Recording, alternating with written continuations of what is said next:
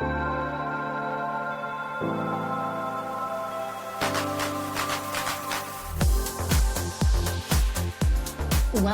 to the Dr. Nikki Starr Show, a podcast to support you in your spiritual awakening and personal development.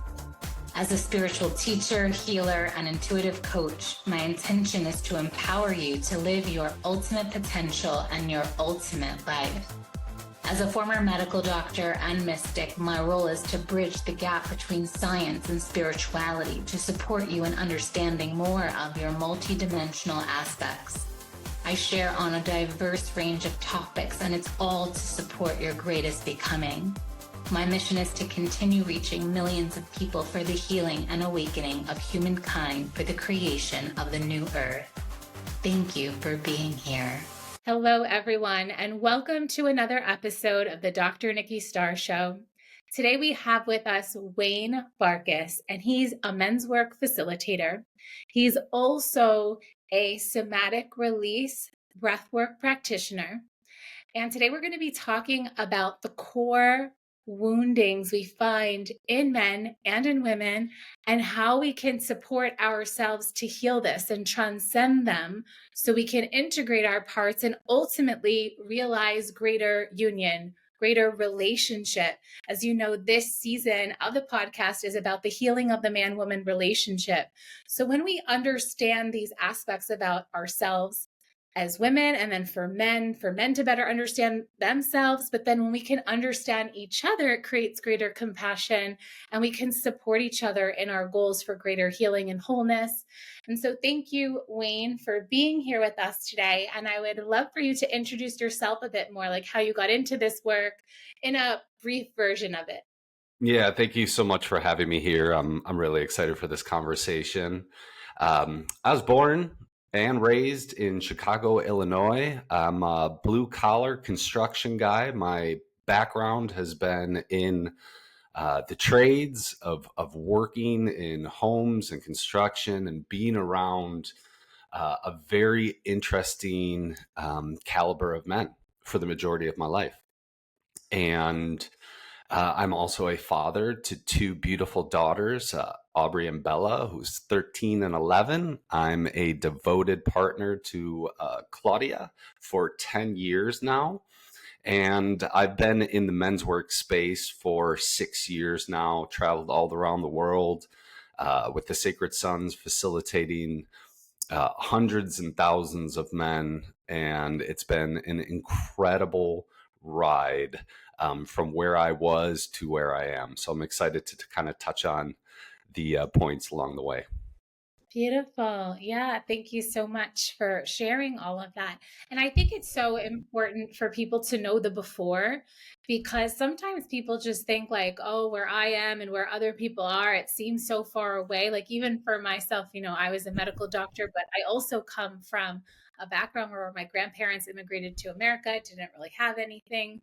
My parents were 18 when they had me. And so sometimes, with my sea view in all of my houses, people are thinking like, oh, she's privileged, whatever. And it's like, no, well, Sure. I actually I made myself, I didn't come from already an established anything. Yeah. And so it's good when people know this, because what we're going to be talking about today in terms of we decided to choose. So for the listeners, we decided to choose, there's so much we could talk about, but the top two wounds that we have both seen as facilitators and practitioners is women often struggle with feeling safe in relationship. Women have ended relationships because they didn't feel safe with their partner, because they didn't feel safe having children with their partners. And we hear time and time again that men often say that they never feel good enough and they'll never be good enough. And they perpetuate this self-fulfilling prophecy of not being good enough. And then they actually create it because they think it. And so this unworthiness piece then creates so much shame and guilt. And of course, us women can be challenging and we can challenge our men, but it's not because we don't think they're good enough. It's because we really want to see them thrive. And most of us women actually see the potential of our partners and we're like, come on, what are you doing? Let's go. integrity. Even if you're not being it in this moment, I know you are. And so then when the wrath of the feminine comes out, it's only because we love you. It's only because we want to see you guys in your integrity, shining and thriving. And then vice versa, when a man hasn't fully come into his emotional maturity, he can, when he's triggered, lash out in ways that make us feel unsafe and handle triggers in ways that don't make us feel safe. And we're going to talk about how to transcend this. We're going to talk about so many things. So we're going to make this like a conversation, Wayne. So I invite you to maybe like share a bit, and then we'll kind of go back and forth on. Absolutely. Yeah. And so I know that you talk about this in your posts. It's kind of what inspired me to share about it today. And so I'd love for you to share a bit about why do you feel like this is such an important topic to talk about? Well, you just nailed my entire story. So I'll give a little context because that truly is it. And if there's anything that I want to kind of point out here, it's that I was not the sacred king or a man that was showing up in the world to be of service. I had my head buried underneath the ground for as long as I could remember. And I would wake up and I would do the exact same thing every day. I worked about 60, 70 hours a week. And on the weekend, I would get absolutely drunk. I'd go out and just kind of ditch my life. And the tools that I had to quell the nervous system and the stress and the anxiety of just the intensity of my life, that was all I had. And unfortunately, that was what I, kind of watched my parents do as they were growing, as I was growing up. And so naturally, in the culture that I was in, I didn't know of any healing modalities and meditation and breath work. Those words were just completely lost in the circle that I was in. And so fast forward, I was 35 when my wife of 11 years and I filed for divorce. And my youngest daughter was 1 and my oldest was 4. And we speak of rock bottom moments and how rock bottom moments are like an introduction to our soul. And for me, this was the first time that I actually was able to sit in a moment and look around my house, everything that I had purchased, and this castle, this presentation that was so beautiful.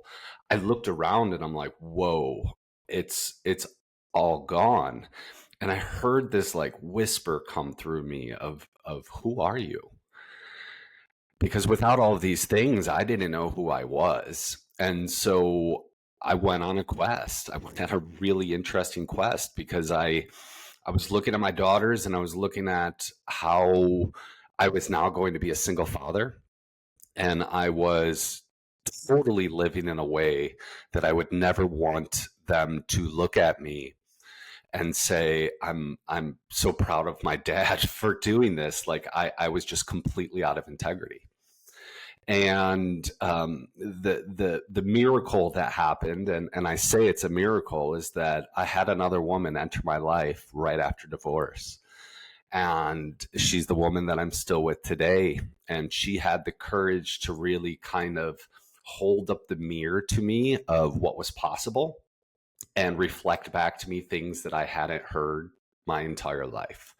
How she saw the beauty in me, how she saw the strength in me. And she would gently nudge me and encourage me into different directions. And ultimately, I wasn't listening. Like it felt good and I could hear it, but none of it actually sank in because my entire system was in survival. I was living in a fear-based state my entire life, and I hadn't yet really broke out of that. And the miracle that happened was that she had the courage to actually hire a woman's coach, a women's embodiment coach. And I was able to watch her create a routine and a space for herself, for her to kind of bloom. And she would specifically say, don't go in that corner. That's my meditation. She'd have flowers cut. She had a little altar. And I was watching something that I had never seen before in my life, which was the dance of the sacred, of like having routines and rituals and things for her to come home to herself. And I didn't have any of those tools. And I certainly didn't have any of those mentors in my life. Like I said, I've grown up in construction. You can imagine what I hear from the men in construction in downtown Chicago. Like we're talking, this was a really, really tough batch of men to be around, just for my nervous system, just for me to hear how they talk about women, how they talk about life, the victimhood, all of it. It was relatively crippling for me to be in that environment. And so as I started to watch her soften, yeah, go ahead. I want to interject and share that it's very common in relationships that the feminine, the woman, often is the spiritual leader in the relationship. It's one of the gifts that we bring, right? Where Yeah. we know that not that it has to be the traditional way, and providership can look like a lot of different things, but it's like one of the things that the woman provides is oftentimes the spiritual leadership.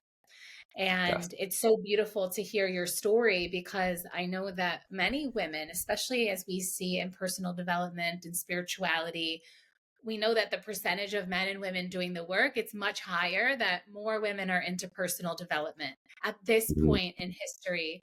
And we're encouraging and inspiring our men. And I love how she, based on how you're also speaking, it's not like she was ever telling you what to do. It was more that she was being the example.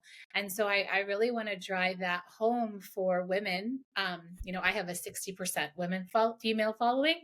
Okay. And so Yeah. if you ever want your men to do more personal development work, or rise up, or connect more to the sacred, it's like, how are you doing that? How's your relationship with the sacred? How are you showing up to do your practices and all the things that make you better for yourself and in relationship? And so I just wanted to really emphasize that point. And so that's so beautiful. Yeah, I mean, I use the terminology embody the invitation, Yeah. because it's such a polarizing feeling. If a man's in survival, or if he's in fear or dread or anxiety, for me to witness my partner really like nurture herself. I never was taught nurturing. And so I'm kind of like watching and witnessing what it means for her to nurture herself, but less about what she was doing and more about how she felt, because I felt her soften. I actually felt her put boundaries out that she had never. She's like, I don't want to go out drinking anymore, and she became sober. And as she started to really connect to her divine nature, she started to want to maintain it and amplify it, and do the things, because it's like she's doing all of this stuff. She doesn't want to go and then destroy her body. And so there were moments where I was going out and she was staying home, and it created a lot of friction, a lot of tension. That's And beautiful to hear that you guys made. Well, I know you made it through because you said you're still with her. yeah, But that can also be a point where in relationship, people decide to go separate ways. And it sounds like through her embodiment and you seeing her bloom, it sounds like she eventually inspired you to maybe try it out for yourself, huh? well, that's 100% it. I mean, I really like was inspired by what I was feeling. And so I just, and this particular moment that I'm going to share with you has changed my life. Just this moment here. I simply asked her what she thought that I could do that could really help my life from what she's witnessing. And she offered me the idea of going in a room, lighting a candle, and breathing. And I had never done breath work. I knew nothing about breath work. And I did a 20-minute guided meditation on an app. And for the first time in maybe 10, 15 years, I just cried tears of like joy, tears of relief. And I truly do believe that my third eye just like opened, and I felt like grace kind of wash over me. And it was like this very special moment where it was like, I always say success leaves clues. And that was like such a clue where I'm like, oh, wow, that really felt really good. So where do I go from here? And, then I really got into the meditation route and started to rebuild my nervous system. But I felt like something was desperately missing in my life because I was divorced. I was no longer going to the bars. I'm just like, I need men in my life. I need community. Yeah, and on your point, that time that's carved out in prayer, meditation, I call it ritual. When we light that candle, we create sacred space. That's like ritual time. We create the space for the divine, for grace to work through us. And Mm-hmm. so much of healing can happen through miracle, through Mm-hmm. grace. That's what I feel a grace energy is. Like I have Yes. attention code called grace because Mm-hmm. we don't even have to do anything. It's more about creating the space and being and with the intention. And so if any of you listening, whether you're a man or a woman, and you are going through challenge in your life, or your relationship is challenged, or you're wanting to call in your partner, you can even sit. Like, I'm actually going to share a little ritual right now. I feel inspired to. If you're a man, you can ask for divine support, even divine masculine support, if you are out of integrity, if you are in fear or survival mode, or still with a lot of anxiety, or find yourself self-medicating with substances, alcohol or any substance. And then similarly with women, really to ask for that divine feminine energy to come through so that you can really create that safe space for yourself. And to the applause of your partner, it was beautiful how she was creating her own safety by her having boundaries with you and saying, like, this is my space, this is what I'm doing.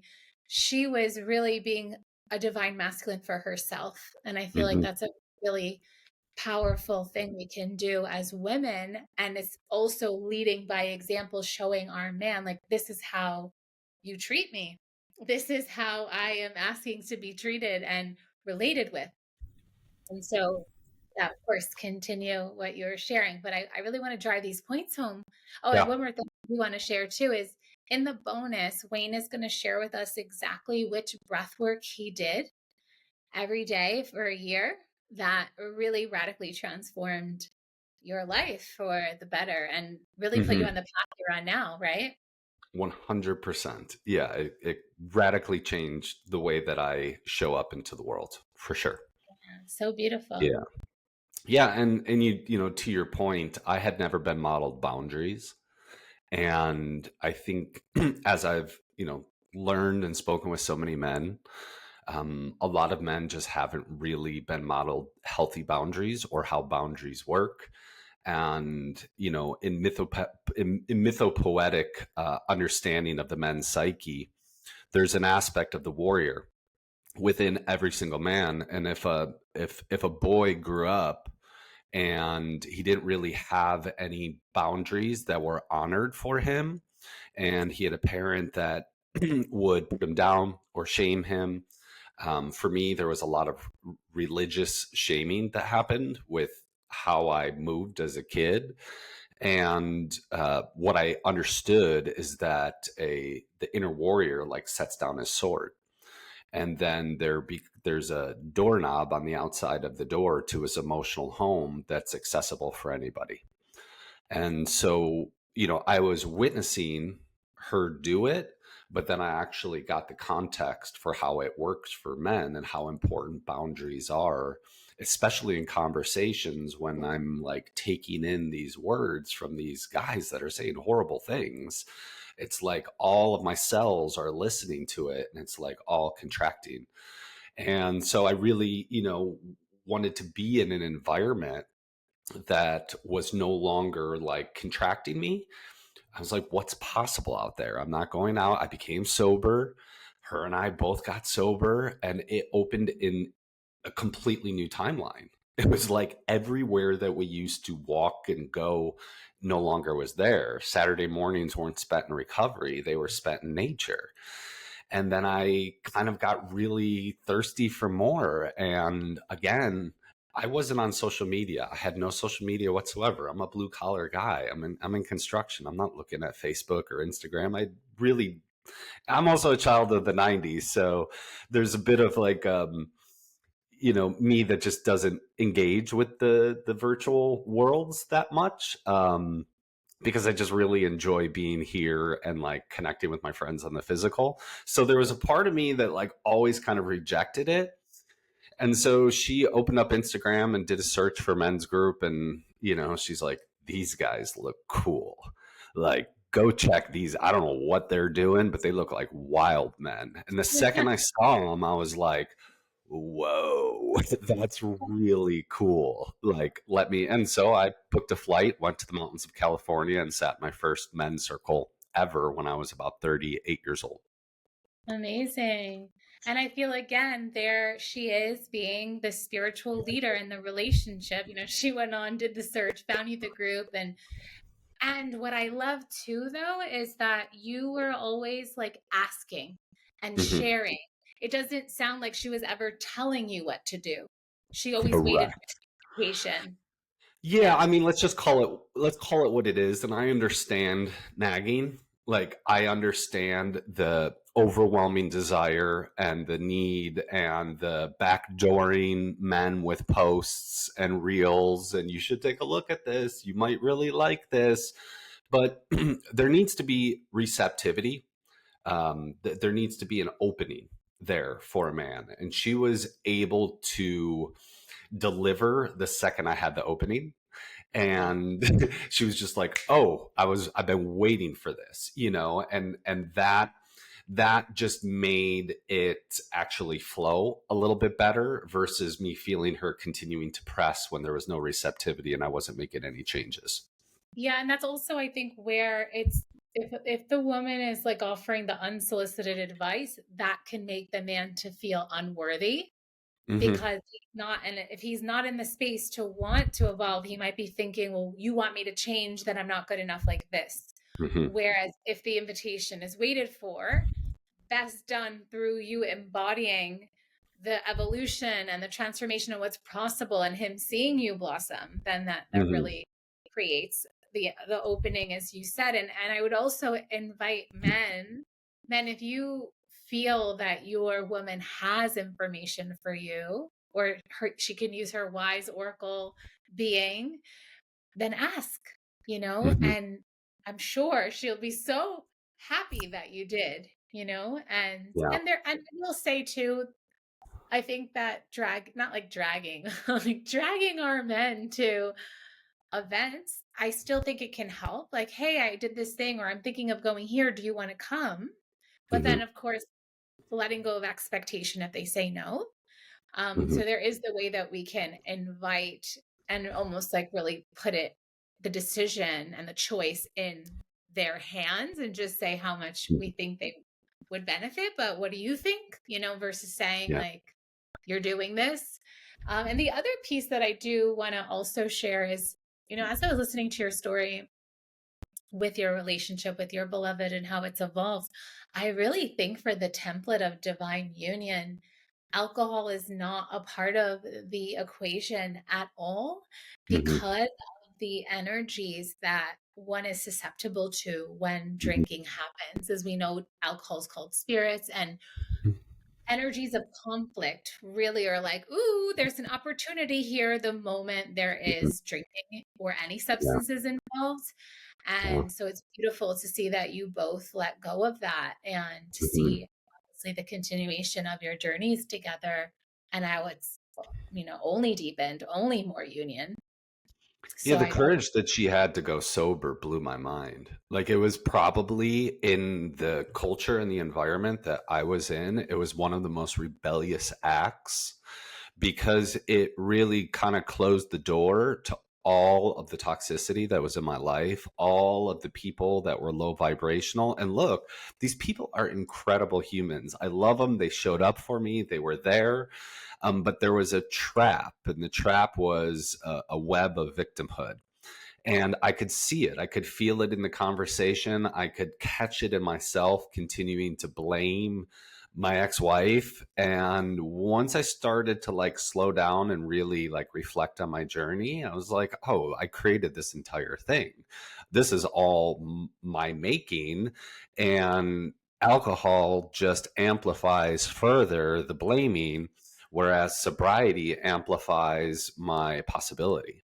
And so Absolutely. it was a subtle shift and a completely new timeline, and also like a deeper reconnect with my body. You know, I think if there's anything that's happening in the world right now, it's that we're living in one of the biggest disconnections that I've ever seen in my lifetime, thanks to the thing that people walk around with. And so the call to like really reconnect back with the body, to be in tuned, to understand our intuitive pulses, there's never more of a time for us to really like get sober with how hijacked we actually have allowed ourselves to be.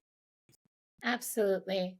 And so now for the last part of this main episode, I want us to even explicitly share how we transcend and I can begin with the feminine, and then you can share with the masculine, and then of course we can add anything to each other of, Yeah. how to transcend. We've talked about a lot of this in the episode, but I really want to really drive home the point. So for women and our core wounding of safety, like needing to feel safe, not always feeling safe, it Mhm. ultimately comes down to us stepping up to be that safe space and create that safe space for ourselves. So I know on my own personal journey, it really has been to refine, activate, and strengthen my intuition and know when it's speaking to me. Like if I feel a contraction in my body, even if my heart feels contracted, if all of a sudden there's contraction, it's telling me to pay attention, to slow down,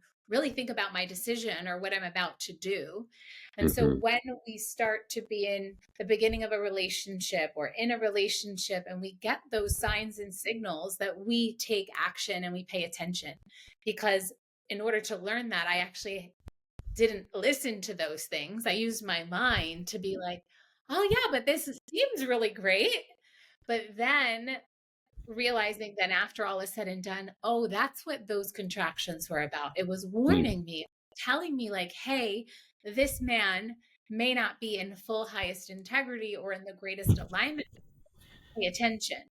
And so we can learn through pain. And then of course that's Mhm. why we listen to podcasts like this, because we can also receive that wisdom. And then the next time we're noticing something somatically in the body that's warning us, we can slow down and make a better decision. And just Mhm. like Wayne shared about his partner, how are you creating the safety and the boundaries in your life?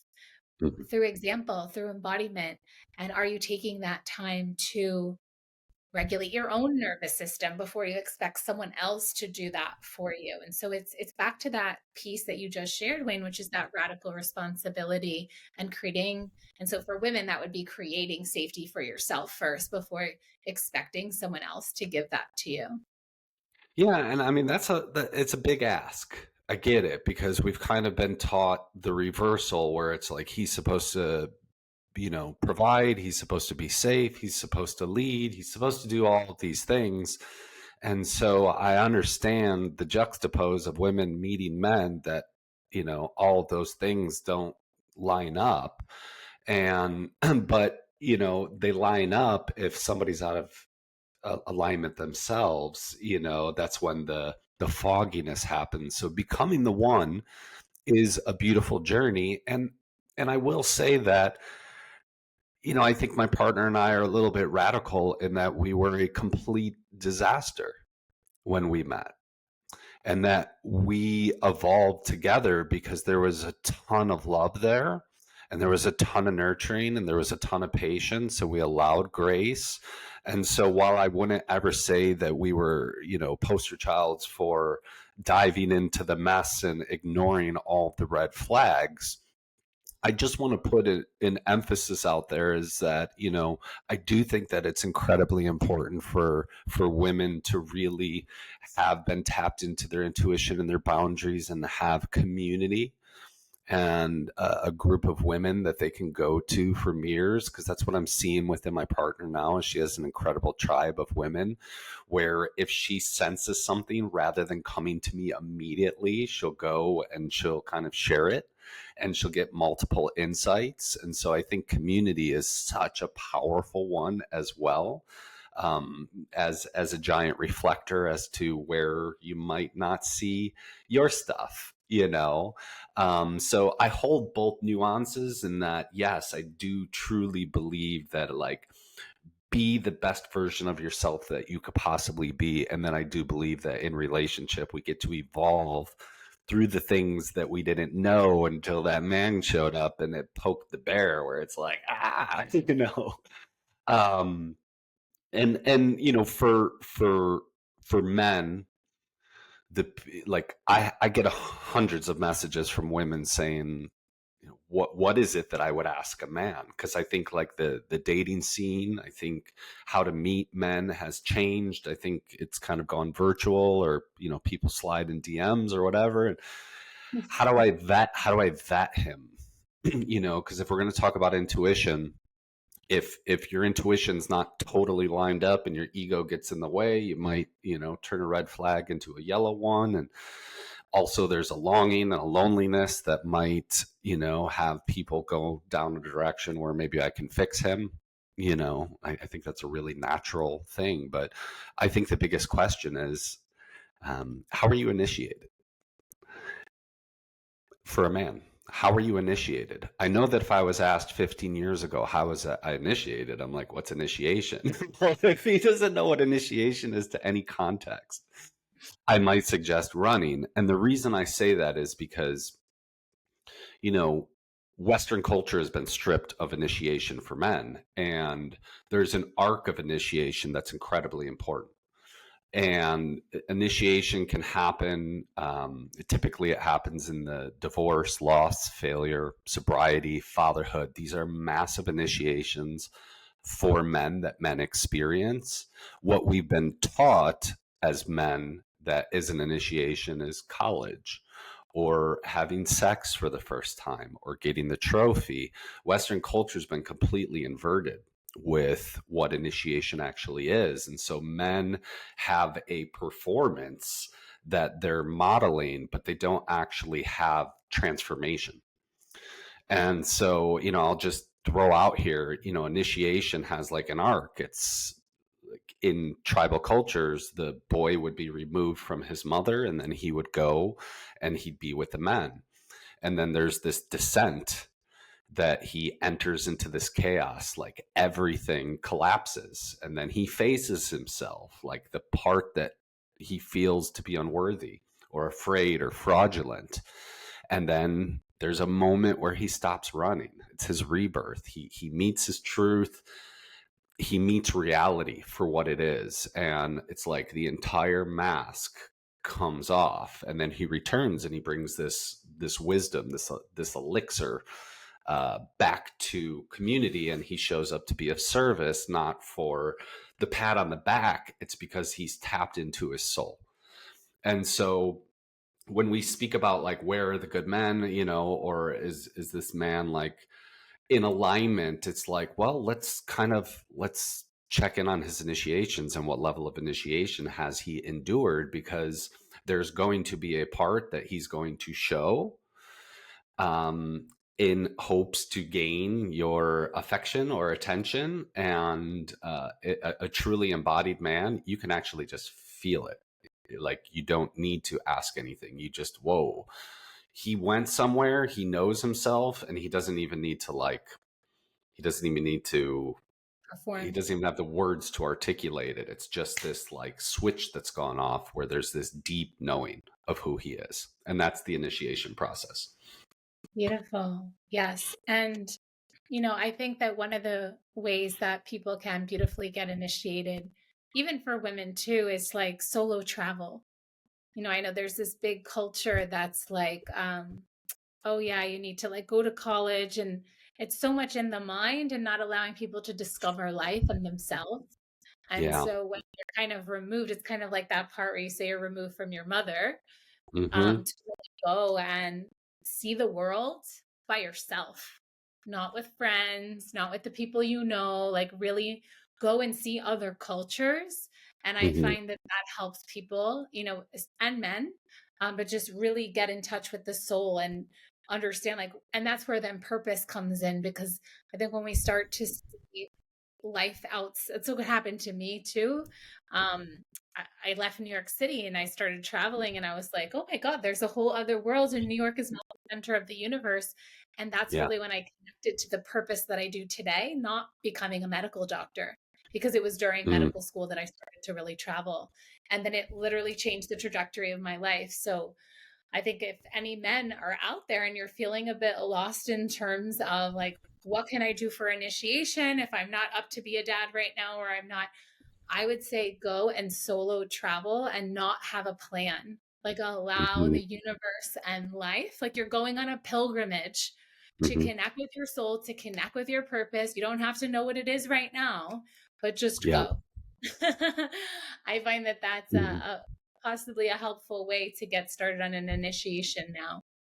Yeah, I love Beautiful. that. Get lost with yourself and experience Yeah, color, experience aliveness, experience richness, experience different cultural rhythms. Because, absolutely. that, like, I imagine when you left New York and you went to where you are now, you're like, whoa, this is a totally different rhythm. Absolutely. Yeah. I mean, I went to third world countries. I did so many things, like all, Middle Eastern countries. I touched every continent by the time I was 25. And it Amazing. made me like I became a different person. Like Hmm. I really recommend it for all people to go through that initiation, but especially Hmm. guys who are looking for one right now, that, and especially go to cultures and places that are completely different and speak a different language. It's also a really Yeah. good. I love Yeah. that. And one of my favorite quotes, and it really is pretty simple, is by Rumi, is as you walk the way it appears. And I think in this process, like if somebody's here and somebody's listening, you're the way is appearing.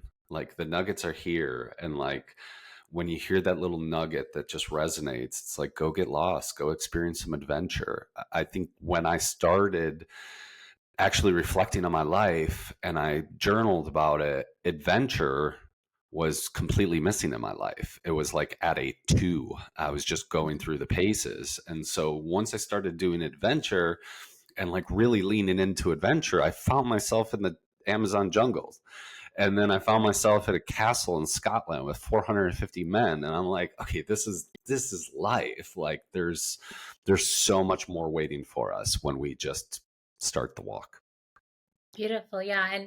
And just to tie it all back to the core wounds. So for men, by going through those initiations, you really gain a sense of worth, self-worth that comes from having lived experience and not needing the validation of other people, which is often what wasn't given because in childhood or whenever else. And so men, if you want to heal any sense of unworthiness, go be initiated, go initiate yourself, go to do men's work, and all the different ways that can support you to feel that sense of worth and purpose, and know that it is beautiful that you're here on the planet. And we women do love you and want you, and we see your highest and we want you to embody it.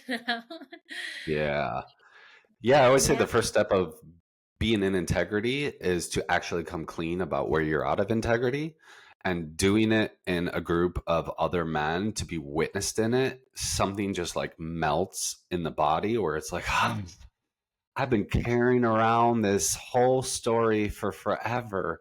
And, I heard a room of 75 men say the same thing. Like, I don't feel like I'm good enough. I don't feel like I'm good enough. I don't feel like I'm good enough. And these guys were really accomplished in so many spaces.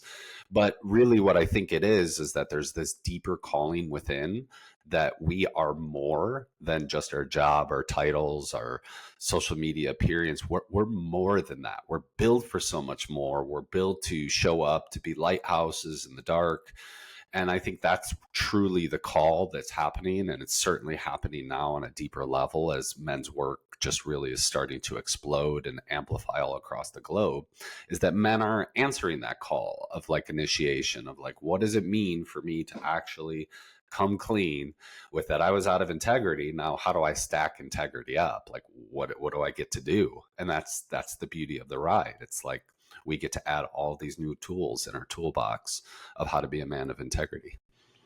Absolutely. And I really do want to just drive home how important I think men's work is for men. I know I have a women's circle, and I think that all men should have men's circles.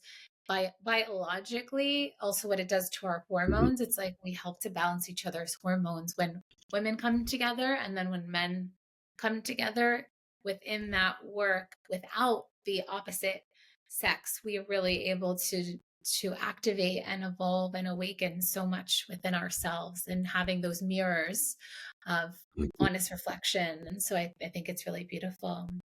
So And it shifts the partner out of being a therapist too, and they get to be our partner. That's Absolutely. cool. It's so important.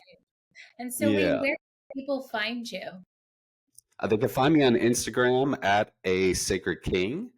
And I haven't traveled for quite some time because I'm building a clothing brand. That's my next launch in 2026. But you can give me a follow on Instagram and check out my posts. I've done a lot of podcasts as well, so I've been on YouTube. And if you ever want to just listen and seek more, it's all on YouTube. Beautiful. Thank you. And for everyone, if you want to go deeper, meet us inside the bonus content, and we'll see you next time. Bye for now.